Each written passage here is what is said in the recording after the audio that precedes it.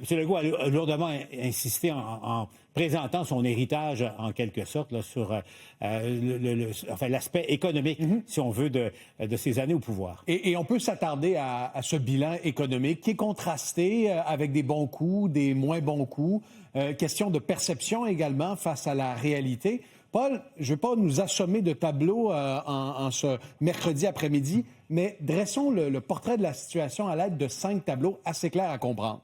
D'abord, au chapitre du niveau de vie, quand on parle de PIB réel par habitant, c'est-à-dire la croissance de la richesse par la production des biens et services ramenés à l'échelle de chaque citoyen, quand on regarde la situation entre 2018, la première élection de François Legault, et 2024, il y a une croissance de 3,2 % du PIB réel par habitant au Québec, ce qui est de loin supérieur à la performance du reste du Canada et de l'Ontario.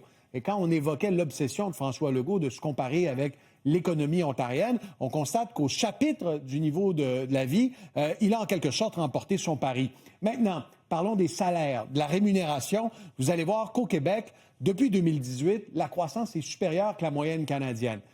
Évidemment, le Québec partait de loin et que le rebond post-pandémique s'est fait beaucoup plus ressentir au Québec puisque les salaires étaient historiquement plus bas. Néanmoins, encore là, c'est un bon coup. La rémunération dans le secteur privé s'est accrue. Puis on a vu des renégociations également dans le secteur public qui ont fait gonfler les salaires. Autre tableau maintenant, passons au suivant, au chapitre des investissements non résidentiels.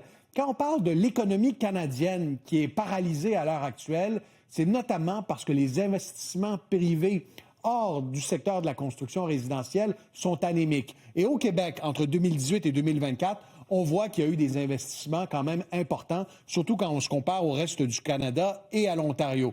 Passons au prochain tableau maintenant, notre avant-dernier tableau de ce bilan, au chapitre du pouvoir d'achat. Et c'est probablement le tableau à la maison qui risque de vous surprendre parce que de jour en jour, de semaine en semaine, on a l'impression qu'on en a moins pour notre argent, que ce soit à l'épicerie, que ce soit lorsqu'on pratique des loisirs.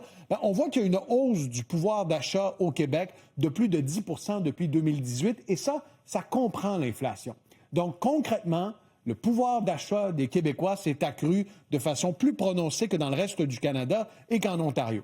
Le problème, ce que ne disent pas ces chiffres, c'est qu'on a vraiment en ce moment une économie à 2 vitesses. Une économie où ceux qui ont des actifs, des biens immobiliers, des placements en bourse, ont vu leur patrimoine s'apprécier de façon beaucoup plus prononcée que quelqu'un qui est issu de la classe moyenne, qui a peut-être moins de placements et pas nécessairement de biens immobiliers.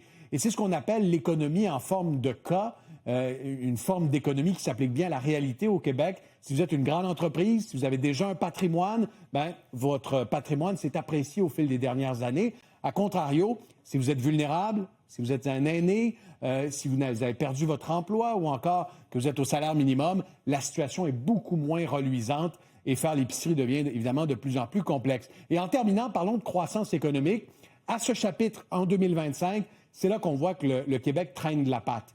Et il faut le dire, le gouvernement Legault a connu plusieurs écueils au fil des derniers mois, entre autres dans la filière batterie, qui était le cœur de sa politique industrielle ces dernières années et qui s'est littéralement effondrée sous nos yeux. On voit que la croissance économique lors de la dernière année, en 2025, elle est inférieure à la moyenne nationale.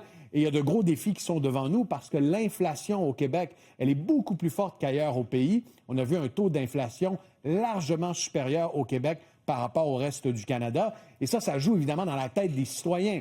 Paul, quand on voit la livre de beurre à 8 $ à l'épicerie, on a beau avoir un talon de paye qui a légèrement augmenté cette année, de le constater chaque semaine, ça joue sur les perceptions. Et cette crise du pouvoir d'achat, vraiment, reste imprégnée dans la tête des consommateurs chaque jour qui passe. Donc, bilan contrasté avec de bons coups au chapitre de la croissance économique et des investissements, mais en termes de politique industrielle, de maîtrise de l'inflation et de perception du pouvoir d'achat, ça a coûté cher au premier ministre François Legault. Alors voilà qui trace un portrait précis du bilan des années Legault. Merci Pierre-Olivier. Il n'y a pas de quoi.